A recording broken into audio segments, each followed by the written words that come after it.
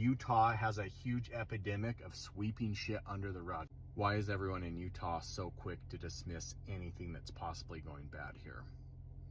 Perfect example is the accident on the freeway the other day where those two young girls were found in the back of a refrigerator truck, and the news came out about it. It was blowing up, and then a couple hours later, of course, the news comes out, nothing to see here.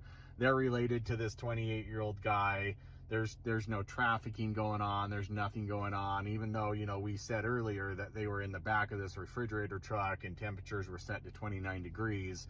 You know, we're just not going to talk about it. Everything's fine. We're going to give them a little slap on the wrist for not being the smartest, and we're going to go with the story that they told us, that they were just going up to help a family member or take some tests in Salt Lake or whatever the hell they wanted to come up with.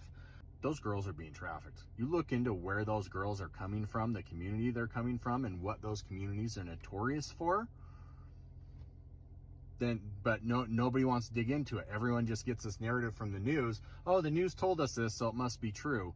And the reason why they want to do it and why Utah has a huge epidemic of sweeping shit under the rug. I guess that's really what this post is about. Utah has an epidemic of sweeping shit under the rug, and here's why. Because everyone wants to pretend like they're righteous, everyone wants to pretend like they're holy, everyone wants to pretend like they're on the side of the Lord, and it's real easy to do if you sweep everything under the rug and pretend like nothing bad's happening here.